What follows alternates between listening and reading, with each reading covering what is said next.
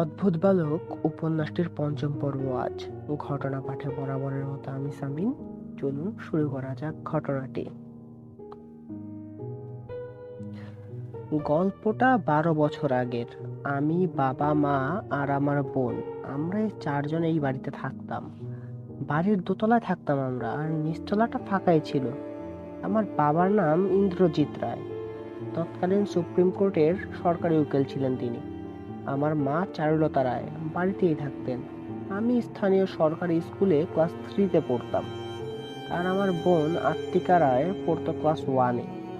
আমার নাম অদিত্য রায় ভূতু, তবে বাড়িতে সবাই আমাকে অদ্ভুত বলে ডাকতো। আদি আর ভূতু মিলে অদ্ভুত। ভগবানের কৃপায় খুব সুখেই ছিলাম আমরা। খুবই আনন্দ কাটছিল আমাদের দিন। কিন্তু সেদিন শহরে শীর্ষ সন্ত্রাসী আব্বাস মল্লিকের বিরুদ্ধে বাবা কোর্টে দাঁড়ালেন। সেই থেকেই আমার সব আনন্দ ফিকে হতে শুরু করলো। শহরের নামকরা একজন ব্যবসায়ীকে খুন করেছিল আব্বাস মল্লিক। সব প্রমাণও তার বিরুদ্ধে থাকায় বাবার জন্য কেসটা খুব সহজ হয়েছিল। একদিন বিকেলে বাবা আমাকে নিয়ে রিকশায় চেপে স্কুল থেকে বাড়িতে ফিরছিলেন। আত্মিকার স্কুলের মর্নিং শিফট ছিল। ওকে মা স্কুলে আনা নেওয়া করতো, আর আমি পড়তাম ডে শিফটে। তাই মা আমাকে স্কুলে পৌঁছে দিয়ে আত্মিকাকে নিয়ে বাড়িতে ফিরতেন। আমি একাই ফিরতাম বাড়িতে। যাই হোক, সেদিন বাবা আমাকে নিয়ে রিকশায় করে ফিরছিলেন। হঠাৎ কতগুলো লোক এসে আমাদের রিকশার সামনে দাঁড়িয়ে রিকশা থামালেন। তাদের মধ্যে গোফওয়ালা একজন এগিয়ে এসে রিকশায় বাবার পায়ের কাছে একটা পা তুলে দিয়ে কোমর থেকে পিস্তল বের করে সেটা আঙুল ঘোরাতে ঘোরাতে বললেন, উকিল সাহেব, বেশি টাইম নেই। কেন আপনার পথ আটকাইতে বুঝছেন মনে হয়। শোনেন, আব্বাস ভাইয়ের মুক্তির ব্যবস্থা করবেন আপনি। তার বিপক্ষে কোর্টে কোনো রকম সাক্ষী প্রমাণ আপনি পেশ করবেন না। যদি করি? তীক্ষ্ণ দৃষ্টিতে তাকিয়ে জিজ্ঞেস করছিলেন আমার বাবা। আপনি বাচ্চাগুলি ছোট, বউটাও এখনো জোয়ান, এত জলদি বাচ্চাগুলোর এতিম কইরা আর বউটারে বিধবা করতে চান? তার চেয়ে আমগুলোকে হাত মিলান, আব্বাস ভাইয়ের মুক্তির ব্যবস্থা করে দেন। তাইলে এত টাকা পাইবেন যে কালা কাপড় গায়ে চাপায় কোর্টে খাড়ায় উকালতি করতে হইব না, বলছিল গোফওয়ালা লোকটা। বাবা বললেন, আমাকে ভয় বা লোভ কোনোটি দেখিয়ে লাভ নেই। ন্যায়ের পথ থেকে আমাকে কেউ সরাতে পারবে না। তোমরা বরং এক কাজ করো, তোমাদের আব্বাস ভাইয়ের জন্য কবরস্থানের জায়গাটা ঠিক করো। এমনিতেই কোর্টে তো ফাঁসির রায় হবেই। এই রিক্সা চলো। রিক্সা চলতে শুরু করলো। ওরা পেছন থেকে চিৎকার করে বলতে লাগলো, অনেক বড় ভুল করলি উকিল। এই ভুলের খেসারত তোর পুরো পরিবার দিয়ে শেষ করতে পারবে না। বাড়ি ফিরে বাবা অনেক চিন্তিত হয়ে পড়েন। সেদিন রাতে মা আমাকে আর আত্মিকাকে ঘুম পাড়িয়ে নিজের ঘরে এলেন। তার কিছুক্ষণ পরে হঠাৎ কারো চিৎকারের শব্দে আমার ঘুম ভেঙে যায়। ধীরে ধীরে বিছানা থেকে নেমে দরজার কাছে গিয়ে বাইরে উকি দিতেই দেখি বিকেলের সেই গোফওয়ালা লোকটা বাবার সামনে পিস্তল ঘোরাতে ঘোরাতে বলছে, সোজা কথায় কাম হয় নাই, তাই এলাম বাঁকা কইরা দিতে। মানে? জিজ্ঞেস করলেন বাবা। লোকটা আর কিছু না বলে বাবাকে গুলি করলো। চিৎকার করে বাবাকে যখন ধরতে গেল মা, তখন মাকেও গুলি করলো তারা। আমার চোখের সামনে মা বাবা মৃত্যুর কোলে ঢলে পড়ে। আমার পিছনে হঠাৎ কান্নার শব্দ শুনে হকচকিয়ে তাকিয়ে আত্মিকা জেগে উঠে গেছে। দৌড়ে গিয়ে ওকে জড়িয়ে ধরে গুটিসুটি মেরে দুই ভাই বোন বিছানায় বসে রইলাম। তখনই আমাদের ঘরে ঢুকে লাইট জ্বেলে দেয় গোফওয়ালা লোকটা। আতঙ্কে জমে পাথর হয়ে গেলাম আমরা। কিছু না বলেই লোকটা পিস্তল তুলে গুলি করলো আমাদের দুইজনকে। মরে গেলাম আমরা দুই ভাই বোন। এরপর ওরা আগুন জ্বালিয়ে দিল আমাদের বাড়িতে। এক রাতের ব্যবধানে একটা সুখী পরিবার হয়ে গেলাম ভূত পরিবার। পরদিন দেশের সব খবর কাগজে ছাপা হলো, শর্ট সার্কিট থেকে ভয়াবহ অগ্নিকাণ্ডে পরিবার সহ নিহত সুপ্রিম কোর্টের সরকারি উকিল ইন্দ্রজিৎ রায়। টাকা খাইয়ে মুক্তি পেয়ে যায় আব্বাস মল্লিক। কিন্তু তার ঠিক এক সপ্তাহ পরে আবার দেশের প্রায় সব খবরের কাগজে ছাপা হয়, বান্দরবানের আলীকদমে গাড়িসহ খাদে করে নিহত হয়েছে শীর্ষ সন্ত্রাসী আব্বাস মল্লিক। তার সাথে 3 জন সহকারীও ছিল। প্রতিশোধটা আমার বাবাই নিয়েছিলেন। গাড়িটা আলীকদম পাহাড়ে উঠতেই বাবার আচমকা গাড়ির সামনে এসে ভয়ঙ্কর দৃষ্টিতে তাকান ড্রাইভারের দিকে। ড্রাইভার ভয়ে নিয়ন্ত্রণ হারিয়ে গাড়ি নিয়ে খাদে পড়ে যায়। গাড়িতে আব্বাস মল্লিক, ওই গোফওয়ালা লোকটা সহ মোট 4 জন ছিল। সবাই ঘটনাস্থলেই মারা যায়। তারপর থেকে আমরা এই বাড়িতেই থাকি। বছরখানেক যেতেই বাড়িটা নিলামে তোলে সরকার, আর সেই নিলামে থেকে বাড়িটা কিনে নেন রসিক তালুকদার নামের একজন মুসলমান ব্যক্তি। বাড়ির ছাদে বসবাস করতাম আমরা 4 সদস্যের ভূত পরিবার। রশিদ তালুকদারের 5-6 বয়সী একটা মেয়ে ছিল। আমার পরিবারের 4 জন কখনো মানুষের ক্ষতি করতাম না। শুধু আমার ছোট বোন আত্মিকা রশিদ তালুকদারের মেয়েটার সাথে খেলা করতো। ওই মেয়েটাই শুধু দেখতে পেত আত্মিকাকে, কারণ আত্মিকা শুধু ওকে দেখা দিত। তোমরাও যে আমাকে দেখতে পাচ্ছ সেটা কেবল আমি দেখা দিয়েছি বলে। সে যাই হোক, আমার বোনটা আত্মিধুবি বলে ডাকতো ওই মেয়েটাকে। আত্মিধুবি মানে আত্মিকা বান্ধবী। মেয়েটা বেশ কিছুদিনের মধ্যেই আমার বোনের ঘনিষ্ঠ হয়ে যায়। আমার বোনের সাথে খেলা ছাড়া আর ওর যেন কোনো কাজ ছিল না। আত্মিকা ঘুরে ফিরে চলে যেত ওর কাছে। তো ধীরে ধীরে রশিদ তালুকদার আর পরিবারের কাছে ব্যাপারটা প্রকাশ হতে থাকে। তারা তাদের মেয়ের মধ্যে হঠাৎ কিছু পরিবর্তন এবং অস্বাভাবিক আচরণ লক্ষ্য করে। আত্মিকা যখন ওই মেয়েটার সাথে খেলতো, গল্পগুজব করতো, তখন মেয়েটার পরিবার দেখতো মেয়েটা একা একা কথা বলছে। মেয়েটা বোধহয় পাগল হয়ে যাচ্ছে বা মানসিক ভারসাম্য হারাচ্ছে বলে ধারণা করতো তার পরিবার। তারা ওকে সাইকিয়াট্রিস্টের কাছেও নিয়ে যায়, কিন্তু অবস্থার কোনো উন্নতি হয় না। এছাড়া আত্মিকা ওর কাছে না যেয়ে কান্নাকাটি, চিৎকার চেঁচামেচি করে পুরো বাড়ি মাথায় তুলতো। সর্বক্ষণ ওর আত্মিধুবিকে চাই। আত্মিকার কথা ওর পরিবারের কাছে বলেছিল মেয়েটা, কিন্তু তারা ওর কথা আমলে না নিয়ে, বিশ্বাস না করে ওকে মানসিক চিকিৎসা চালাতে থাকে। এক পর্যায়ে আত্মিকা ওর কষ্ট সহ্য করতে না পেরে বাধ্য হয়ে পরিবারের লোকদের দেখা দিতে শুরু করলো। তাদেরকে এটা দেখাতে যে মেয়েটা সত্যি বলছে, আত্মিকা আছে। তো ফলাফল হয় তার উল্টো। ভয় পেয়ে গেল পরিবারের সবাই। আতঙ্কে হিতাহিত জ্ঞান হারিয়ে তারা একের পর এক ওঝা, তান্ত্রিক, ফকির সহ অনেক আধ্যাত্মিক লোকের সাহায্য নিয়েছিল আমাদের ভূত পরিবারকে উচ্ছেদ করতে। কিন্তু কাজের কাজ কিছুই হচ্ছিল না, কারণ তারা যাদেরকে নিয়ে আসছিল তাদের প্রায় সবই ছিল ভণ্ড। কিন্তু শেষে যে হুজুরকে নিয়ে এলেন সে সত্যিই একজন আধ্যাত্মিক ব্যক্তি। সে এসে এ বাড়িতে পা রাখতে আমাদের দেহে যেন আগুন জ্বলে উঠলো। তখনই বুঝছিলাম ঘোর বিপদে পড়তে যাচ্ছি আমরা। লোকটা বাড়িতে পা রেখেই টের পেয়ে গিয়েছিল আমাদের উপস্থিতি। কি সব দোয়া পড়ছিল, আমাদের কানে বিষের মতো লাগছিল।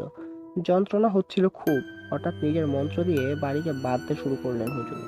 অদৃশ্য একটা রেখা যেন আমাদের গায়ে এসে আটকে ধরছিল। আমরা পড়ে যাচ্ছিলাম এক কোণের রেখা আরেক কোণে স্পর্শ করার আগেই আমি বেরিয়ে যাই বাড়ির সীমানার বাইরে। তবে আমার বাবা মা আর আত্মিকা আটকা পড়ে যায় সেই অদৃশ্য ঘেরায়। অবশেষে বাইরে থেকে দেখছিলাম ছাদে উঠে এসেছেন হুজুর। কাঁধে ঝোলানো ব্যাগ, চোখে সুরমা, হাতে তসবিহ, ধবধবে সাদা পাঞ্জাবি, মাথায় সাদা পাগড়ি পরেছিলেন। চোখ বন্ধ করে বিড়বিড় করে কি সব মন্ত্র পড়ছিলেন। জড়সড় হয়ে গুটিসুটি মেরে আতঙ্কে ছাদের এক কোণে বসে কাঁপছিল আমার পরিবার। কষ্টে ফেটে যাচ্ছিল আমার ভেতরটা। ভূত হলেও আমার তো আবেগ আছে। কি করব, কিভাবে বাঁচবো আমার পরিবারকে ছাড়া? মন্ত্র পড়া বন্ধ করে চোখ খুলে তাকালেন হুজুর। দুহাতে সর্বজোর একত্রিত করে তালি বাজালেন। তালির শব্দ ছুরির মতো এসে বিঁধল আমাদের দেহে। ছটফট করতে করতে দেখি যন্ত্রণায় কুঁকড়ে গেছে আমার পরিবারও। আরো দুবার তালি দিয়ে থামলেন হুজুর। কাতর অবস্থা তখন আমার, অসহ্য যন্ত্রণা সারা শরীরে। হুজুর পুরো ছাদে একবার হেঁটে হেঁটে চারদিকে নজর বুলালেন। কি তীক্ষ্ণ সে দৃষ্টি! এরপর ফিরে এলেন দরজার কাছে।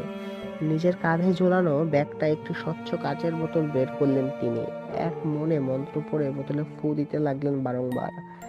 ছাদের সীমানার বাইরে শূন্যে ভেসে আমি অসহায় হয়ে বিস্ফোরিত দৃষ্টিতে দেখছিলাম সে দৃশ্য। অবশেষে বোতলের ছিপি খুলে তা এগিয়ে ধরে দু চোখ বন্ধ করে জোরে জোরে মন্ত্র আওড়াতে লাগলেন হুজুর। তখনই চোখে পড়লো বোতলের ভেতর থেকে একটা অদৃশ্য হাওয়া নিজের সর্বশক্তি দিয়ে টানছে আমার পরিবারকে। বাবা আর মা নিজের সবটুকু দিয়ে মোকাবেলা করছিল সেই হাওয়ার, কিন্তু আমার বোনটা না, ও পারেনি। নাছোড়বান্দা হাওয়া চুম্বকের মতো আত্মিকাকে টেনে নিয়ে গেল বোতলের ভেতরে। চোখ খুলে বোতলের ছিপি বন্ধ করে দিলেন হুজুর। বাড়ির মালিক ছাদের সিঁড়িতে আড়ালে দাঁড়িয়ে সবটা দেখছিলেন। আড়াল ছেড়ে ছাদে এসে দাঁড়িয়ে তিনি বললেন, হুজুর কাজ শেষ? না, আরো দুটো আছে। চারটা ছিল, একটা আমার আয়তার বাইরে চলে গেছে, আর একটার এইমাত্র বোতলে আটকাইছি। বেশ গম্ভীর্যের সাথেই জবাব দিয়েছে হুজুর। ভয়ার্ত দৃষ্টিতে বাড়ির মালিক রশিদ তালুকদার বলছিলেন, হায় হায়, যে আয়তার বাইরে চলে গেছে সে যদি পরে এসে আমাদের কোনো ক্ষতি করে হুজুর? চিন্তা করে না, ব্যবস্থা করে দিয়ে যাব। বলেই আত্মিকাকে বন্দি করা বোতলটা পাশে রেখে ব্যাগ থেকে একটা পানির বোতল বের করলেন, সাথে সাথে কাগজে মোড়ানো পাউডার জাতীয় কিছু। তারপর চোখ বন্ধ করে মন্ত্র পড়তে শুরু করলেন। লক্ষ্য করলাম আমার বাবা আর মা ছটফট করতে শুরু করছে। হঠাৎ দেখলাম তারা তাদের নিজেদের উপর থেকে নিয়ন্ত্রণ হারিয়ে শূন্যে ভাসছে। কোনো এক অদৃশ্য শক্তি তাদের টানছে। ভাসতে ভাসতে তারা হুজুরের সামনে এসে এক হাত দূরত্বে থামলেন। তখনই লক্ষ্য করলাম হুজুর আর রশিদ তালুকদার তাকিয়ে আছে তাদের দিকে। অর্থাৎ তারা দুজন বাবা আর মাকে দেখতে পাচ্ছিলেন। বাবা আর মা জমে যেন পাথর হয়ে গেছেন। কোনো নড়াচড়া পেলাম না। হুজুর এবার কাগজের ভাঁজ খুলে হলুদের গুঁড়ো ছুঁড়ে মারলো তাদের দিকে। তখনই দুজনের সারা গায়ে আগুন জ্বলে উঠলো। সেই আগুনের কালো ধোঁয়া বাতাসে ছড়িয়ে বিশ্রী একটা বটকা গন্ধে পরিণত হলো। নিজের চোখের সামনে বাবা আর মাকে দেখলাম আগুনের জ্বলে পুড়ে ভস্ম হয়ে যেতে। বাবা আর মা কি যে করুণ দৃষ্টিতে আমার দিকে তাকিয়েছিলেন, আমি শুধু দেখছিলাম, কিছুই করতে পারছিলাম না। এটা কি পরিমাণ যন্ত্রণা, কতটা অসহায় লাগছিল নিজেকে বলে বোঝানো যাবে না। ডুকরে ডুকরে কেঁদে উঠলো অদ্ভুত। মন্ত্রমুগ্ধের মতো রায়ান আর স্পর্শ শুনছে অদ্ভুতের কথাগুলো। দুজন হতবাক, কি বলবে বুঝতে পারছে না। একটা ভূতেরও পরিবার ধ্বংসের গল্প থাকতে পারে, ভাবতেই পারছে না দুজন। স্পর্শের চোখ জোড়া ছল ছল করছিল। মৃদু শব্দে মায়ার দৃষ্টিতে অদ্ভুতের দিকে তাকিয়ে বলল, তারপর? চোখের পানি দুহাতে মুছে মুখ তুলে তাকালো অদ্ভুত। একটা ভারী নিঃশ্বাস ফেলে আবার বলতে শুরু করলো। সামান্য কিছু সময় পরই বাবা আর মা পুড়ে কয়লা হয়ে গেলেন। অবশিষ্ট কিছু ছাই পড়ে রইল সেখানে। হুজুর তার হাতের পানির বোতলের ছিপি খুলে পানিটা ঢেলে দিলেন ছায়ের ওপর। সাথে সাথে জায়গাটা একদম ফকফকা পরিষ্কার হয়ে গেল। ছাইগুলো মিলিয়ে গেল। কাঁদছিলাম, চিৎকার করে কাঁদছিলাম, কিন্তু আমার কান্না যে কারো কানে পৌঁছাবার নয়। অতঃপর দেখলাম হুজুর আবার আমার বোনকে বন্দি করা বোতলটা এক হাতে তুলে নিলেন। ধীরে ধীরে এগিয়ে গেলেন স্টোর রুমটার দিকে। হাত উঁচিয়ে ছাদের বাঁ দিকের কোন স্টোর রুমটা রায়ান আর স্পর্শকে দেখালো অদ্ভুত। রুমটা তালা মারা। অন্ধকারেও তালাটা দেখলো দুজনে। তারপর আবার তাকালো অদ্ভুতের দিকে। ঘরের ভেতর থেকে একটা বর্গাকার বক্স বের করলেন। বক্সটা কাঠের। আত্মিকা সহ বোতলটা রাখলেন ওই বাক্সে। বাক্সটা তালা মারলেন। তালা তার ব্যাগেই ছিল। এরপর চোখ বুজে মন্ত্র পড়তে লাগলেন। রশিদ তালুকদার চুপচাপ দাঁড়িয়ে দেখছিলেন। চোখ খুলে বাক্সের তালায় 3বার ফু দিলেন হুজুর। তারপর বাক্সটা স্টোর রুমে রেখে সেটাও দরজা আটকে তালা মেরে দিলেন। আবার চোখ বন্ধ করে কিছু মন্ত্র পড়ে চোখ খুলে তালায় ফু দিলেন হুজুর। এরপর বড় বড় করে একটা নিঃশ্বাস নিয়ে রশিদ তালুকদারের দিকে ফিরে ফিরে বলছিলেন, আর কোনো বিপদ নাই, 4টা অশরীরের মধ্যে 2টারে খতম কইরা দিস। একটা আমার গন্ডির বাইরে চইলা গিয়া বাইচা গেছে ঠিকই, কিন্তু আমার অভিশাপের থেকে ওই কোনোদিন মুক্তি পাইব না। অভিশাপ? যেই বোতলটা বাক্সবন্দি কইরা স্টোর রুমে রাখছি, ওই বোতলের একটা অশরীরে আটকাইছি। ছাদের এই ঘরের দরজা খুইলা বাক্সর থেকে বোতল বাই কইরা ওইটার মুখ খুলতে পারলে ওই অশরীর মুক্তি পাইব। হায় আল্লাহ, কি বলেন হুজুর? মুক্তির পথ রাখলেন কেন? আরে পুরা কথা শোনেন আগে। আমি আমার অভিশাপ দিয়া ওই বাক্সের তালা আর স্টোর রুমকে তালা বন্ধ করে দিছি। ওই তালা এখন আর সাধারণ মানুষের হাতে খুলবো না। দুনিয়ার কোনো তালা চাবির দক্ষ মিস্ত্রি আইলেও কাজ হইব না। এমনি কি আমিও পারুম না। এই তালা কেবল এমন মানুষ খুলতে পারবো যে জীবনে একটা মিথ্যা কথাও কয় নাই। এমন কেউ আইসা ওই তালা দুটায় হাত দেওয়া মাত্র তালা দুটা খুইলা দেবে। কিন্তু সত্যবাদী মানুষ সারা দুনিয়ায় খুঁজলেও কি পাওয়া যাইব? কথা বলেই বিশ্বজয়ের হাসি হেসেছিলেন হুজুর। তিনি আর তালুকদার ছাদ থেকে নেমে যান। তারপরে দেখলাম ছাদের 4 কোণা থেকে অদৃশ্য রেখা দিয়ে সীমা বাঁধা ছিল। তা মিলিয়ে গেল। এগিয়ে গেলাম ছাদে, পা রাখলাম, কিছুই হলো না। বুঝলাম বাড়িটা হুজুর আবার বানমুক্ত করে দিয়ে গেছেন। কেন করেছেন বুঝিনি তা তখন। স্টোর রুমের দরজার কাছে এগিয়ে এলাম। হাত বাড়িয়ে তালাটা স্পর্শ করা মাত্র এই আগুন জ্বলে উঠলো। ছিটকে দূরে সরে গেলাম। বুঝলাম আত্মিকাকে মুক্তি করা আমার সাধ্যের বাইরে। 10টা বছর ধরে সেই দিনগুলো গুনছি, কবে আমার বোনটা মুক্তি পাবে, কবে। চাপা কান্না কাঁদছে অদ্ভুত। স্পর্শও কাঁদছে বাচ্চা ভূতের দিকে তাকিয়ে। রায়ান দাঁড়িয়ে আছে পাথরের দৃষ্টি নিয়ে। এই ছেলে আবেগ নিয়ন্ত্রণ করতে জানে। স্পর্শের মতো আবেগে নয় সে। গলায় একবার খাকারি দিয়ে রায়ান বলল, তুমি তো মুক্ত হয়ে গেলে। রশিদ তালুকদার আর তার পরিবারের কোনো ক্ষতি করেছিলে? না, হুজুরের দেয়া কিছু তাবিজ কবজ তারা হাতে গলায় পরে রেখেছিল, তাই ওদের সামনে যেতে পারতাম না। কিন্তু দূর থেকে দেখা দিতে শুরু করি, ভয় দেখাতে শুরু করি। ওই হুজুরও দেশের বাইরে গিয়েছিলেন, আর তাই তালুকদার তার সাথে যোগাযোগ করতে পারেনি। উপায় না পেয়ে তালুকদার দ্রুত বাড়িটা বিক্রি করে দেয় আর চলে যায় এখান থেকে। তবে আমি আজও নিজেকে এই বাড়ির গণ্ডিতে আটকে রেখেছি, আত্মিকার অপেক্ষায়। রায়ানের মুখের দিকে তাকালো স্পর্শ। ঘটনাটা ধরতে পেরেছে দুজনে। এই জন্য আগেই বাড়িওয়ালা রশিদ তালুকদার 10 বছর আগে বাড়িটা সুমন সাহেবকে কম দামে গছিয়ে নিজের তল্পি তল্পা নিয়ে পগার পার হয়েছেন। স্পর্শ এক পা এগিয়ে এসে বলল, তাহলে আমরা কিভাবে তোমার সাহায্য করতে পারি? তোমরা এমন কাউকে খুঁজে বের করো যে নিজের জীবনে কোনোদিন একটা মিথ্যা কথাও বলেনি। অনেকটা আদেশের সুরে বলল অদ্ভুত। রায়ান নিজের ভুরুজোড়া কুঁচকে বলল, এমন কাউকে পাওয়া কি মুখের কথা? এমন মানুষ কি আদৌ আছে? কাজটা করা খুব কঠিন, তবে করতে তোমাদের হবেই, নয়তো আমি তোমাদের পিছু ছাড়বো না। ঠোঁট বাঁকিয়ে বিশ্রী করে মুচকি হাসলো অদ্ভুত। স্পর্শের আত্মা কেঁপে উঠল। সে অদ্ভুতকে শান্ত করে নিছক চেষ্টা করে বলল, না মানে আমরা কথা দিচ্ছি অদ্ভুত, সত্যবাদী খুঁজে এনে আত্মা থেকে মুক্ত করার সব রকম চেষ্টা আমরা করব। ঠিক আছে, আমাকে প্রয়োজন হলে ছাদে এসে স্মরণ করবে, আমি হাজির হয়ে যাব। আজকের মতো বিদায়। বলেই টাটা দেওয়ার ভঙ্গিতে ডান হাতটা উঁচিয়ে একবার ডানে বামে নাড়ল অদ্ভুত। আর তখনই রায়ান স্পর্শের চোখের সামনে থেকে হাওয়ায় মিলিয়ে গেল সে। তবে এবার আর চমকালো না দুজনে, চুপচাপ ছাদের ছিটকিনি লাগিয়ে দরজা বেয়ে নেমে গেল তারা। বাড়িওয়ালার ফ্ল্যাট তথা দোতলায় আর ফিরে যায়নি রায়ান স্পর্শ। সোজা নিচতলায় নিজেদের ফ্ল্যাটে চলে এসেছে দুজনে। সুমন সাহেবের ফ্ল্যাটের মূল দরজাটা অবশ্য লক করেই নেমেছে তারা। দরজার সামনে এসে দাঁড়িয়ে শফিকের মোবাইলে কল দিতেই শফিক মৃদু শব্দের সাবধানতার সাথে দরজা খুলে দিল। কলিং বেল বাজালে যদি হিমেলের ঘুম ভেঙে যায়, তাই এই ব্যবস্থা। দরজা খুলে শফিক ফিস ফিস করে বলল, কাজ হয়েছে? ছাদে উঠে পাইছিলে অদ্ভুতকে? কালকে কথা বলবো, এখন ক্লান্ত লাগতেছে খুব। তাছাড়া হিমেল ভাইও তো আছে। বলে ভিতরে ঢুকলো স্পর্শ। রায়ানও ঢুকলো তার পিছু পিছু। দুপুর নাগাদ ঘুম ভাঙল স্পর্শের। চোখ মেলে তাকিয়ে আড়মোড়া দিয়ে উঠে বসে সে দেখলো পাবেল বসে বাটিতে তরকারি কুটছে। তরকারি বলতে মাঝারি সাইজের একটা লাউ, 4টা বেগুন আর 5টা আলু। চোখ ডলতে ডলতে স্পর্শ পাবেলকে বলল, শফিক আর রায়ান কোথায় পাবেল? উঠে গেছিস? স্পর্শের দিকে তাকিয়ে বলতে লাগলো পাবেল। রায়ান ভার্সিটি গেছে, তুই ক্লান্ত ছিলি, তাছাড়া রাতে ঘুমাস নাই, তাই রায়ান আর ডাকে নাই তোরে। আর শফিক ওর আব্বারে নিয়ে হাসপাতালে গেছে। ওহ আচ্ছা। বলে বালিশের নিচ থেকে হাতের মোবাইলটা বের করল স্পর্শ। স্ক্রিনে তাকিয়ে দেখলো প্রেমার 6খানা মিসড কল। কল ব্যাক করে মোবাইল কানে তুললো। দুবার রিং হতে ওপাশ থেকে কল রিসিভ করলো প্রেমা। ঘুম ভাঙলো তাহলে? আর রাতে তেমন ভালো ঘুম হয়নি, সকালে ঘুমিয়েছি। বল, কোথায় তুই? ভার্সিটিতে?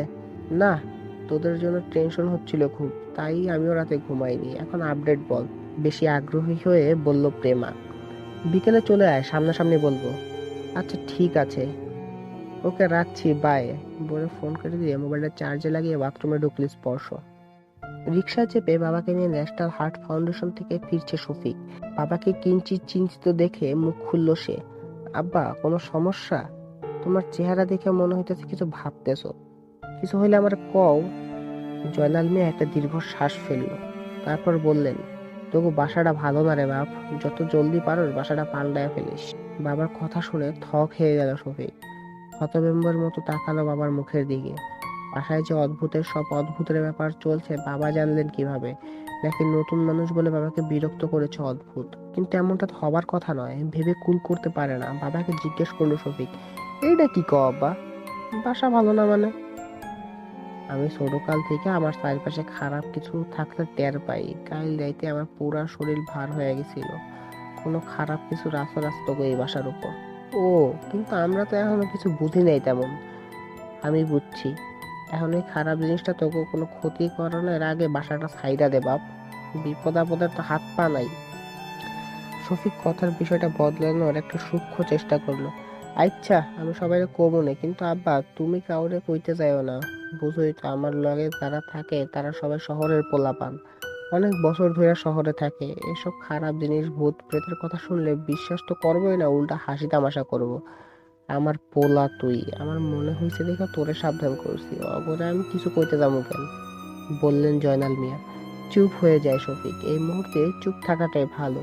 বাবা কাল টেস্টের রিপোর্ট নিয়ে গ্রামে ফিরে যাবেন, তাই আর তার সাথে বিষয়টা নিয়ে ঘাটাঘাটি না করাই ভালো। খুক খুক করে একবার কাশলেন জয়নাল মিয়া। রিকশার পায়ের চাপে রিকশা এগুতে লাগলো গন্তব্যের দিকে। সময়টা বিকেল গড়িয়ে সন্ধ্যা। পাখিরা সব নিড়ে ফিরতে শুরু করেছে। আকাশটা লাল আভায় আলোকিত হয়ে রয়েছে। পরন্ত বিকেলে সূর্যি মামা, রায়ান, স্পর্শ, জয়া, প্রেমা, শফিক আর পাভেল বসে বাড়িওয়ালার ড্রয়িং রুমে। ভেতরের ঘর থেকে সোফায় বসে সুমন সাহেব বললেন, ডায়াবেটিকের ওষুধটা খেয়ে এলাম, হাঁটাহাঁটি করার অভ্যাস নেই, তাই নিয়মিত ওষুধ খেয়ে সুগার কন্ট্রোল করতে হয়। রায়ান বলল, তাহলে গত রাতে অদ্ভুতের সাথে আমার আর স্পর্শের কথাবার্তা সবাই শুনলে, এখন কথা হচ্ছে আমাদেরকে এমন একজন লোককে খুঁজে বের করতে হবে যে তার জীবনে কোনোদিন মিথ্যা বলেনি। ধুর, বিরক্তি প্রকাশ করতে লাগলো প্রেমা। এমন লোক কোথায় পাবে? গুগলে সার্চ করলে তো পাওয়া যাবে না। হাল ছেড়ে দিলে তো চলবে না। হাল ছেড়ে দিলে অদ্ভুত আমাদের পিছু কোনোদিন ছাড়বে না, ভয়ার্ত কণ্ঠে বলল স্পর্শ। প্রেমা তুড়ে বাজিয়ে বলে উঠল, আইডিয়া। সবার অ্যাটেনশন প্রেমার দিকে। কি আইডিয়া? জিজ্ঞেস করলো স্পর্শ। প্রেমা বলল, আমরা যদি সদ্য প্রসূত কোনো শিশুকে দিয়ে ওই তালায় স্পর্শ করাই, মানে 5-6 মাসের কোনো বাচ্চা। তুমি ঠিক কি বলতে চাইছো মা? ভ্রু কুচকে জিজ্ঞেস করলেন সুমন সাহেব। আঙ্কেল, একটা 5-6 মাসের বাচ্চা তো কথাই বলা শুরু করে নাই, মিথ্যা বলবে কিভাবে? তো ছাদের স্টোর রুমে তালায় যদি আমরা একটা 5-6 মাসের বাচ্চার হাত ছুঁয়ে দেই, তাহলে তো তালাটা খুলে যাবে, আর ভেতরে রাখা বক্সটাও। কি বলো সবাই? সবাই হতভম্বের মতো তাকিয়ে রইল প্রেমার মুখের দিকে। প্রেমা সবার চাহনি দেখে বিভ্রান্তিতে পড়ে গেছে। সে আদৌ ভুল কিছু বলেনি তো? কি আশ্চর্য, কিছু বলো, এভাবে তাকিয়ে আছো কেন? অস্বস্তি হচ্ছে আমার। কি বলবো প্রেমা, তুমি সবাইকে নির্বাক বানিয়ে ফেলেছো। অসাধারণ বুদ্ধি তোমার, দারুণ। অনেকটা চেঁচিয়ে উঠলো জয়া। সিরিয়াসলি? বুদ্ধি ভালোই, এখন দেখা যাক কাজ হয় কিনা। অদ্ভুতকে এবার জিজ্ঞেস করে দেখতে হবে, বলল স্পর্শ। এখানে তো আরেক কাহিনী ঘটে গেছে। চোখে মুখে আতঙ্কের ছাপ ফুটিয়ে বলল শফিক। কি হয়েছে? ভ্রুকুচকে তাকে জিজ্ঞেস করলো স্পর্শ। বিকেলে আব্বার টেস্ট করায় হাসপাতাল থেকে বাসায় ফিরতেছিলাম রিক্সায়, তখন আব্বা কইলো গত রাতে নাকি ওনার শরীর ভার হয়ে গেছিল। উনি আন্দাজ করছে এ বাসায় খারাপ কিছু একটা আছে। শফিকের কথা শুনে সবার চোখ ছানা বড়া। কৌতূহলী কণ্ঠে প্রেমা বলল, তোমার বাবা কি আধ্যাত্মিক কিছু জানে নাকি শফিক?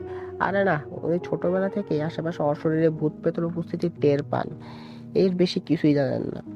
তুই আবার আগ বাড়ায় ওনারে কিছু কইতে যাচ্ছিস নাকি? জিজ্ঞেস করলো পাভেল। না, আব্বা তো কালকেই চলে যাইবো, তাই আর কিছু বলি নাই। হয়তো ওনারা এসবে জড়ায় টেনশনে ফেলার দরকার কি? ভালো করছিস, কিন্তু শোন, বারবার বলছি, আবার বলছি, হিমেল ভাই যেন কিছু জানতে না পারে, খবরদার। দেখা যাবে মাদকবরি করে জেতা ম্যাচ ভেস্তে দেবে, বলল রায়ান। এইটা নিয়ে চিন্তা করিস না, হিমেল ভাই নিজের মতো আছে। অফিস, বাসা, খাওয়া, ঘুম আর বউ, এই রুটিনে চলতেছে। এর বাইরে অন্য কিছু করা বা ভাবার সময় কই? বলে একটু থামলো পাভেল। সবাই পাভেলের কথা আশ্বস্ত হলেও কেউ ভুল করেও টের পেল না দরজার বাইরে কান পেতে সব কথা শুনছে হিমেল। অফিস থেকে ফিরে ফ্ল্যাটে কাউকে না দেখে দোতলায় চলে আসে সে। দরজায় কান পেতে সব শুনছে সে। রায়ানদের গত কয়েকদিনের পরিবর্তনগুলো তার মনে সৃষ্টি করেছিল সন্দেহের। তা দূর করতে নিঃশব্দে এসে দরজায় কান পাতা, কিন্তু সন্দেহের যে এমন একটা ফল প্রকাশ করবে তা ভাবেনি হিমেল। দরজা থেকে পিছিয়ে এসে বিড়ালের মতো কোনো শব্দ না করে পা টিপে টিপে সিঁড়ি ভেঙে নিচতলায় চলে গেল সে। রাত 8টা নাগাদ নিজেদের ফ্ল্যাটে ফিরে এসেছে চার বন্ধু। জয়নাল মিয়া শুয়ে আছেন। হিমেল নিজের ল্যাপটপ খুলে তার সামনে বসে আছে। রায়ান ভেতরে এসেই বলল, কখন আসলা হিমেল ভাই? ল্যাপটপের স্ক্রিনে দৃষ্টি রেখে হিমেল জবাব দিল, এই তো 20 মিনিট। রায়ান গিয়ে টেবিলে বসে মোবাইল টিপে তা কানে তুলল। এক মুহূর্ত পরে বলল, জয়া পৌঁছেছো বাসায়? ঠিক আছে, পরে কল দিচ্ছি। স্পর্শ বিছনায় গিয়ে শুয়ে পড়লো। মধ্যরাতে জাগতে হবে, তাই এখন সামান্য ঘুমিয়ে নেওয়া দরকার। শফিকও নিজের বাবার পাশে গিয়ে আরাম করে বসে ঢু মারছে ফেসবুকে। পাভেল পরনের ফুল প্যান্ট বদলে লুঙ্গি পরে শফিকের পাশে গিয়ে শুয়ে পড়লো। সবাই আসলে নিজের নিজের দিকে থাকলেও হিমেলকে এড়িয়ে যাওয়ার চেষ্টা করছে। ব্যাপারটা বুঝতে পেরেও ল্যাপটপের স্ক্রিন থেকে চোখ সরালো না হিমেল। শফিক রান্নাঘরে চলে গেল। চা বানাতে চুলায় গরম পানি দিল সে। হিমেলের সেদিকেও কোনো ভ্রুক্ষেপ নেই। অনেকটা জামাইকে কোন পিঠা খাওয়াবো তা মনে মনে আছে, এইটাই। রাতের খাবার পর্ব শেষ হয়েছে মাত্র। হিমেল আজ বেশ চুপচাপ, তবে সেদিকে কারো ভ্রুক্ষেপ নেই।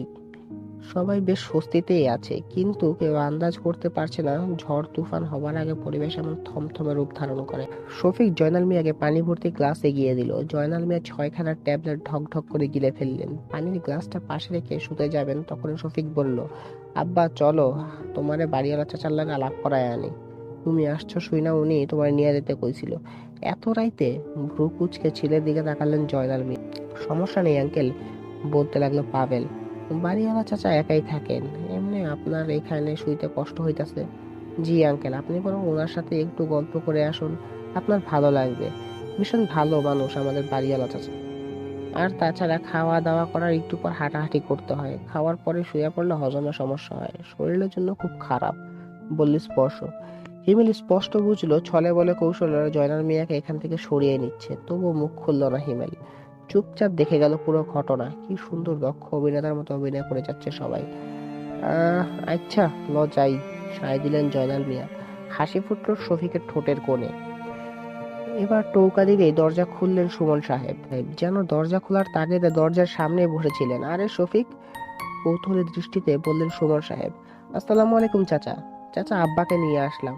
ভালো করছো বাবা, এসো ভেতরে এসো। আসুন ভাই। ভেতরে ঢুকে ড্রয়িং রুমের সোফায় বসলো শফিক আর ওর বাবা জয়নাল মিয়া। দরজা আটকে দিয়ে তাদের সামনে এসে বসলেন সুমন সাহেব। তারপর হাসাহাসি করে জয়নাল মিয়াকে বললেন, তা ভাই, ডাক্তার দেখাতে এসেছেন শুনলাম, কি সমস্যা? আর সমস্যা, দীর্ঘশ্বাস ফেললেন জয়নাল মিয়া। তারপর আবার বললেন, বয়স হইছে, শরীরের ব্যাপক জায়গাতেই সমস্যা। তো এইবার বুকের ব্যথাটা একটু বাড়তি, টিকতে না পাইলেই ঢাকা তাইতে হইল আর কি। গল্পে মশগুল হয়ে গেল সুমন সাহেব আর জয়নাল মিয়া। নিচতলা একাই ফিরল শফিক। মৃদু হেসে চোখের ইশারা রায়ানকে বোঝালো যে কাজটা হয়ে গেছে। স্বস্তির নিঃশ্বাস ফেললো রায়ান। ব্যাপারটা হিমেলের দৃষ্টি এড়াতে ব্যর্থ হলো না। শোয়া থেকে সোজা হয়ে বসে শফিককে জিজ্ঞেস করলো, কি রে, তোর আব্বারে নিয়ে গেলি চাচার লগে আলাপ করাইতে, আর ফিরলি তুই একা, আঙ্কেল কই? সুমন চাচা জোর করে আব্বাটা রাইখা দিছে, আব্বা দোতলায় ঘুমাইবো আজকে, বলল শফিক। ভালো হয়েছে, এমনি ওইখানে জায়গা কম, আঙ্কেলের ঘুমাইতে সমস্যা হয়, গলা মিলিয়ে বলল পাভেল। হ, বুঝছি, বলে এবার শুয়ে পড়লো হিমেল। পাভেলের দিকে বাঁকা চোখে তাকালো একবার, তারপর বন্ধ করলো দু চোখের পাতা। গভীর রাত, রাতটাও পূর্ণিমার। কালো আকাশের বুকে জল জল বৃত্তাকার সাদা চাঁদখানা পৃথিবীতে ঢেলে দিচ্ছে জ্যোৎস্নার আলো। অদ্ভুতের হাসির শব্দে চোখ মেরে তাকালো স্পর্শ। পাশে ঘুমিয়ে থাকা রায়ানের গায়ে একটা হাত রেখে হালকা ধাক্কা দিল সে। ফলস্বরূপ রায়ানও চোখ মেলে তাকালো স্পর্শের দিকে। মৃদু স্বরে স্পর্শ বলল, চল, অদ্ভুত সিগন্যাল দিচ্ছে। চল, বলেই দুজনে উঠে দাঁড়িয়ে ঘর থেকে বের হতে যাবে, অমনি পেছন থেকে হিমেলের কণ্ঠ শুনে থমকে দাঁড়াতে হলো দুজনকে। পেছনে তাকিয়ে তারা দেখলো হিমেল উঠে বসেছে নিজের বিছানায়। তাদের দুজনের দিকে অপলক দৃষ্টিতে তাকিয়ে আছে সে। রায়ান আর স্পর্শের অবস্থা হাটে হাড়ি ভাঙার মতো। বাকরুদ্ধ হয়ে তাকিয়ে বিস্ফোরিত চোখে দেখছে হিমেলকে। এই মধ্যরাতে দুজন মিলে ভূতের বোনকে উদ্ধার করতে যাচ্ছিস, ব্যাপারটা কেমন হয়ে গেল না, বলল হিমেল। একটা ঢোক গিলল স্পর্শ। রায়ান বলল, হিমেল ভাই, তুমি তাহলে জেনে গেছো সব? প্রশ্ন গুণে রাগান্বিত কণ্ঠে অনেকটা খেকিয়ে উঠল হিমেল। ছাগল দেখছিলাম। তুই ছাগলের 3 নাম্বার বাচ্চার মতো আচরণ শুরু করছিস। 2021 সালে এটা। আর তোরা এই সমস্ত ভুল ব্যাপারে তোরা বিশ্বাস করিস কেমনে? আমার তো বিশ্বাসই হইতেছে না যে তোরা ভূত প্রেত নিয়ে তামাশা শুরু করছিস। হিমেলের খেকানের শব্দে ঘুম ভেঙে উঠে বসছে শফিক আর পাবেল। ব্যাপারটা হিমেল জেনে যাওয়াতে তারা বেশ অবাক হয়েছে। স্পর্শ শান্ত গলায় বলল, হিমেল ভাই, না জেনে কথা বলো না। ব্যাপারটা যেদিন প্রথম শুরু হয় সেদিন তোমাকে বলেছি, তুমি আমলে নাওনি।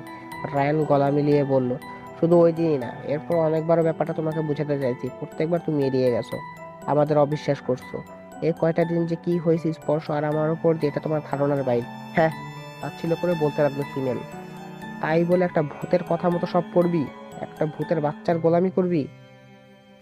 রায়ান বলল, হিমেল ভাই, যান বাঁচানো যেখানে ফরজ, গোলামি করা সেখানে মহৎ কাজ। এজন্য কি অন্য কোনো উপায় নাই? দেশে কি ফকির রোজার অভাব? কাজ হবে না ভাই, তুমি ঠান্ডা মাথায় বৈশা কথাগুলো শোনো। সব জানো আগে, তারপর বলো। আন্দাজে হুট করে একটা সিদ্ধান্ত নেওয়াটা বোকামি হইব, বলল পাবেল। আরে ধুর, তোরা কত চালাক আমার আর বুঝতে বাকি নেই। আমি সন্ধ্যায় তোদের কথা দোতলায় গিয়া দরজার বাইরে দাঁড়িয়ে শুনে আসছি। আমার একটা বন্ধুরে জানাইছি এ ব্যাপারে। ওর কাছে এক হুজুরের সন্ধান আছে। ওই হুজুর জিন পালে। সে একবার আসলে ওই ভূতের বাচ্চা বাপ বাপ করে এলাকা ছাড়বে, বলল হিমেল। এক নিঃশ্বাসে বলায় এখন সে দ্রুত নিঃশ্বাস নিচ্ছে। রায়ান এক পা এগিয়ে এসে তার কাঁধে হাত রেখে বলল, হিমেল ভাই, কাজটা করা একদম উচিত হবে না, তোমারই ক্ষতি হবে, বোঝো একটু। এক ঝটকা রায়ানের হাত নিজের কাছ থেকে সরিয়ে দিয়ে বলল হিমেল, শর্ত? তোদের আশেপাশে থাকতে অস্বস্তি লাগতেছে। যাই, বাইরে গিয়ে একটা সিগারেট ফুঁকে আসি। তবে তোরা মনে রাখ, আমি আমার সিদ্ধান্ত অটল। ওই ভূতের বাচ্চাকে আজকে আমি বাড়ি ছাড়া করবো। বলেই টেবিলের উপর থেকে সিগারেটের প্যাকেট আর লাইটার নিয়ে দরজা খুলে বেরিয়ে গেল হিমেল। পেছন থেকে সবাই ডাকলেও সে কোনো কর্ণপাত করলো না। রায়ান বিরক্তিতে টেবিলে একটা চাপড় দিয়ে বলল, ধুর, আগেই জানতাম, এই লোক জানলে মাতব্বরি একটা করবই। কে জানতো হিমেল ভাই দরজার সামনে কান পেতে আছে। যাক, চল আগে ছাদে যাই, অদ্ভুতের সাথে কথা বলে সে পরে উনাকে নিয়ে ভাবা যাবে, বললে স্পর্শ। চল। রায়ানের স্পর্শ বেরিয়ে গেল ঘর থেকে। বিষণ্ণ দৃষ্টিতে চুপচাপ বসে রইল পাভেল আর শফিক। ছাদে উঠে এলো রায়ান আর স্পর্শ। নিকষ কালো অন্ধকার জমাট বেঁধে আছে। অদ্ভুতকে সেই অন্ধকারে দেখা যাচ্ছে না। ছাদের চারপাশে একবার নজর বুলিয়ে তারা দুজন একে অন্যের দিকে তাকালো। রায়ান বলল, অদ্ভুতকে ডাকতে হবে। মাথা ঝাঁকায় স্পর্শ। হঠাৎ তাদের নিজেদের মধ্যে পিছনে অদ্ভুতের কণ্ঠস্বর শুনে হকচকিয়ে উঠল দুজনে। লাফিয়ে সামনে চলে এলো এক পা। এতটাই ভয় পেয়েছে দুজনে, অদ্ভুত কি বলছে তা তারা শুনতেই পায়নি। পিছু ফিরে তাকায় তারা। হ্যাঁ, অদ্ভুত দাঁড়িয়ে, কেমন জানি একটা রাগী রাগী ভাব নিয়ে সে দাঁড়িয়ে আছে। রায়ানের ইচ্ছে করছে ঠাস করে অদ্ভুতের গালে একটা চড় বসিয়ে শুরু করে ওকে ইচ্ছা মতো পেটাতে। নেহাত একটা ভূতের বাচ্চা বলে বেঁচে গেল। মানুষ হলে আজ রায়ান তার শনি ঘটিয়ে ছাড়তো। তাদের দুজনকে ভয় পেতে দেখে অদ্ভুত বলল, ভয় পাওয়ার মতো কিছু হয়নি, আমি এসেছি। ভয় পাইছি কে বললো? কিঞ্চিত চমকে গেছি। এভাবে পিছন থেকে কেউ আওয়াজ দেয়? অনেকটা খেকিয়ে বলল রায়ান। ভয় পাওনি বলেই তো এখনো তোমাদের চোখ পিটপিট করছে, বাদ দাও। অদ্ভুত মেজাজটা এমনি হাই ভোল্টেজ আছে। তুমি পিছনে এসে প্রথমে কি যেন বললে? ভ্রু কুচকে তাকিয়ে বলল রায়ান। বলেছি আমি এতক্ষণ ধরে ডাকছিলাম, দেরি করলে কেন? এমনি মানে শুনতে পাইনি, আমতা আমতা করে বলল স্পর্শ। মিথ্যা কথা, আমার সাথে দ্বিতীয়বার বলার চিন্তাও করবে না আর। খানিকটা রাগান্বিত কণ্ঠে বলতে লাগলো অদ্ভুত, তোমাদের রুমমেট হিমেল আমার ব্যাপারে সব জেনে গেছে। আমাকে বধ করতে তান্ত্রিক আনছে, তাই তো? প্রশ্ন শুনে থ হয়ে গেল রায়ানের স্পর্শ। হ্যাঁ, কিন্তু আমরা ওনাকে বোঝাবো, সে তোমার কোনো ক্ষতি করতে পারবে না, মৃদু শব্দে বলল রায়ান। আমার ক্ষতি? হা হা হা। আমার ক্ষতির কথা বাদ দাও, এখন হিমেলের ক্ষতি কে আটকাবে সেটা বলো তো। মানে? মানে? ভ্যাবাচাকা খেয়ে বলল স্পর্শ। রায়ানও কৌতূহলী দৃষ্টিতে তাকিয়ে অদ্ভুতের দিকে এলো। তারপর আকাশের দিকে তাকালো একবার, সেদিকে হাত তুলে বলল, ওই দিকে তাকাও একবার। রায়ানের স্পর্শ উপরে মুখ তুলে তাকালো আকাশের দিকে, যেখানে ইশারা করেছে অদ্ভুত। তাকিয়েই চমকে উঠলো দুজনে। চোখ যেন থমকে গেছে, যেন পায়ের নিচের মাটি সরে গেছে দুজনের। দুজনে দেখলো অনেক উপরে একটা অদৃশ্য গোলকে বন্দী হয়ে শূন্যে ভাসছে হিমেল। চোখ দুখানা বুজে আছে, গায়ের রং নীলাভ রূপ ধারণ করেছে, যেন প্রাণহীন একটা দেহ। বাকরুদ্ধ হয়ে গেছে স্পর্শ। আর রায়ানেরও গলা দিয়ে কথা বের হচ্ছে না। তবু অদ্ভুতের দিকে দৃষ্টি ফিরিয়ে বহু কষ্টে বলল, হিমেল ভাইয়ের এই অবস্থা কেন করলো অদ্ভুত? ছেড়ে দাও ওনাকে। রায়ান কথা শুনে অদ্ভুত যেন ক্রোধে ফেটে পড়তে লাগলো। রাগে কাঁপতে লাগলো তার পুরো দেহ। আমাকে উচ্ছেদ করবে সে? আমাকে? তান্ত্রিক আনবে? আনতে বলো, এবার আনতে বলো তান্ত্রিক, দেখি ওর কত ক্ষমতা। চিৎকার করে বলল অদ্ভুত। আমরা তো হিমেল ভাইকে বারণ করেছিলাম, মানিয়েও নিতাম, ক্ষীণস্বরে বলতে লাগলো স্পর্শ। দেখো অদ্ভুত, প্লিজ, আমরা তোমার কথা দিচ্ছি, ওয়াদা করছি, হিমেল ভাই আর এমনটা করবে না। তুমি প্লিজ ওনাকে ছেড়ে দাও। আগে আমার বোনকে তোরা মুক্ত করে দিবি, তবে তোদের হিমেল ভাইকে আমি ছেড়ে দেবো। যদি আত্মিকা মুক্তি না পায় তাহলে তোদের হিমেল ভাইয়ের ঘাড় মোটকে আমি ছিঁড়ে ফেলবো, আর সেই মৃতদেহটাও তোরা খুঁজে পাবি না। না, আটকে উঠল স্পর্শ। রায়ান এক পা এগিয়ে এসে বলল, এমনটা করো না অদ্ভুত, তোমার বোন আত্মিকা মুক্তি পাবে। ওকে মুক্তি করার পথ আমরা বের করে ফেলেছি। রায়ানের দৃষ্টিতে আত্মবিশ্বাসের ছাপ স্পষ্ট। সত্যি? আত্মিকা মুক্তি পাবে? আমার বোনটা মুক্তি পাবে? হ্যাঁ, আমরা কাল রাতে সদ্য নবজাতক শিশুকে নিয়ে আসব।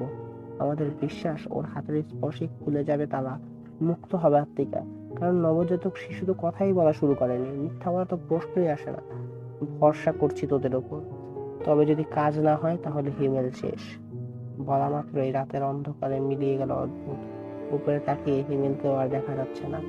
অদ্ভুত, অদ্ভুত প্লিজ হিমেল ভাইকে ছেড়ে দাও, চিৎকার করে ডাকতে ডাকতে কেঁদে ফেলল স্পর্শ। রায়ান ওর কাঁধে একটা হাত রেখে সান্ত্বনা সুরে বলল, শান্ত হ, নিচে চল। হিমেল ভাই? অদ্ভুত চলে গেছে স্পর্শ, এখন ওকে ডেকে লাভ নেই, চল নিচে চল, সবাই মিলে বসে কিছু একটা বের করতে হবে। আচ্ছা চল। দুজন মিলে ছাদ থেকে সিঁড়ি ভেঙে নিচে নেমে গেল। মন ভরা ভয় আর আতঙ্ক নিয়ে নিজেদের ফ্ল্যাটে ফিরে এলো রায়ান আর স্পর্শ। ওদের জন্য অপেক্ষা করে বসে থাকা পাভেল আর শফিক ওদের দুজনকে দেখে উঠে দাঁড়ালো। দুজনের দৃষ্টিতে স্পষ্ট বিষণ্ণতার ছাপ লক্ষ্য করে পাভেল বলল, কি রে, কি হয়েছে? অদ্ভুত কি বলছে? বাচ্চা দিয়ে কাজ হবে না? তার দীর্ঘ নিঃশ্বাস ফেলে স্পর্শ বলল, এটা নিশ্চিত করে বলেনি, হতেও পারে নাও হতে পারে। তাহলে তোদের দুজনের চেহারাটা এমন করে রাখছিস কেন? মনে হইতেছে 3 দিনের অনাহারি তোরা। ভ্রু কুচকে তাকালো পাভেল। শফিক এক পা এগিয়ে এসে বলল, এদিকে হিমেল ভাই যে গেছে তো গেছেই, এই লোকের সমস্যা কি? এমন একরোখা টাইপের মানুষ কেন? কই গেছে এত রাতে আল্লাহ মালুম। এখন ওনার অপেক্ষায় আর কতক্ষণ বসে থাকুন? পাভেল, চল তো গেটের বাইরে দেখে আসি। পাভেলকে নিয়ে হিমেলের খোঁজার উদ্দেশ্যে শফিক এক পা এগুতে রায়ান ডাকে তাদের। কোথাও যাইতে হবে না, লাইট অফ করে শুয়ে পড়, হিমেল ভাই আজ রাতে ফিরবে না। শফিক আর পাভেল ভ্রুজোড়া একত্রে কুঁচকে গেল। পাভেল বলল, ফিরবে না মানে? কই গেছে উনি? হিমেল ভাই অদ্ভুতের হাতে জিম্মি। স্পর্শে কথাটা শোনা মাত্র শফিক আর পাভেলের চোখ ছানা বড়া হয়ে গেল, যেন বিস্ময়ের শেষ প্রান্তে চলে এসেছে দুজনে। কি বলিস এগুলো? বলল পাভেল। শফিক গলা মিলিয়ে বলল, তোরা তো অদ্ভুতের হেল্প করতেছিস তাই না? ওর বোন আত্মীয়াকে উদ্ধার করতেছিস, তাইলে অদ্ভুত এমনটা কেন করবে? রায়ান রাগে গজগজ করে বলল, বলছিলাম এই মাতব্বর লোকটার এই জন্য কিছু না জানাই। এমন তো হবারই ছিল, অদ্ভুতকে ধ্বংস করতে তান্ত্রিক ওঝা ডাকতে গেছিল। এখন ডেকে আনুক তান্ত্রিক, ডেকে আনুক ওঝা, এখন শূন্যে ভাসা জ্ঞান। খানিকটা জোরেই বলল রায়ান, আমাদের কিসমতটাই খারাপ, নয়তো অদ্ভুতের সাথে দেখাও হতো না, আর এসবের কিছুই হতো না। আফসোসের সুরে বলে নিজের বিছানায় গা এলিয়ে দিল স্পর্শ। মোবাইলটা হাতে তুলে ফোন করলো প্রেমাকে। রাত প্রায় শেষ হতে চলেছে। এ সময় প্রেমার জেগে থাকার কথা না, তাই কয়েকবার রিং হয়ে ফোনের লাইন কেটে গেল। বিরক্ত হয়ে স্পর্শ ফোনটা বালিশের পাশে রেখে চোখ বন্ধ করলো। সকাল হয়েছে। ঢাকা শহরে গ্রামের মতো মোরগের ডাকে মানুষের ঘুম ভাঙে না। ঘুম ভাঙে মোরগ মুরগি হাতে নিয়ে অলিগলিতে হেঁটে হেঁটে এই মুরগি বলে চিৎকার করে ডাকতে থাকা মুরগি বিক্রেতা সহ বিভিন্ন ফেরিওয়ালার কণ্ঠস্বরে। সুমন সাহেব আর জয়নাল মিয়া বসে চা খাচ্ছেন। সুমন সাহেব আবার চিনি ছাড়া চা খান, সুগার কন্ট্রোল রাখতে হয় তাকে। চায়ের একটা চুমুক দিয়ে তিনি বললেন, জয়নাল ভাই, রাতে ঘুম কেমন হলো? ভালো, মৃদু হেসে জবাব দিলেন জয়নাল মিয়া। আজকে কি গ্রামে ফিরে যাবেন? যে ভাই, কত কাম পড়ে রয়েছে গ্রামে। শফিকরে কইছি হাসপাতাল থেকে রিপোর্ট আনানোর সময় বাসের টিকিট কাইটটা লই আইতে। এত তারা কিসের ভাই? কয়েকদিন না হয় থেকে যা। সৌজন্যময় হাসি হাসলেন সুমন সাহেব। তবে এবার জয়নাল মিয়া কেমন গম্ভীর হয়ে গেলেন, নড়ে চড়ে বসলেন। আসলে ভাই, আমি গ্রামের মানুষ, দিন ভূতে বিশ্বাস করি। তা তো আমিও করি। মুসলমান হিসাবে জিন জাতিকে তো আমাদের বিশ্বাস করতেই হবে, না হলে তো ঈমান থাকবে না। কিন্তু ভাই, হঠাৎ এই কথা বললেন? ভ্রু কুঁচকে তাকিয়ে জিজ্ঞেস করলেন সুমন সাহেব। জয়নাল মিয়া এবার কিঞ্চিৎ ঝুঁকে এলেন সুমন সাহেবের দিকে, তারপর ফিসফিস করে বললেন, আমার মনে হয় আপনার এই বাড়িতে খারাপ জিনিস আছে। মানে? খারাপ জিনিস? কি খারাপ জিনিস? বুঝেও বুঝতে দিলেন না সুমন সাহেব। অহেতুক অসুস্থ লোকটাকে এসব জড়ানোর কোনো মানেই নেই। সোজা হয়ে বসে জয়নাল মিয়া বললেন, আমার মনে হয় এ বাসায় জিন ভূত প্রেত কিছু একটা আছে।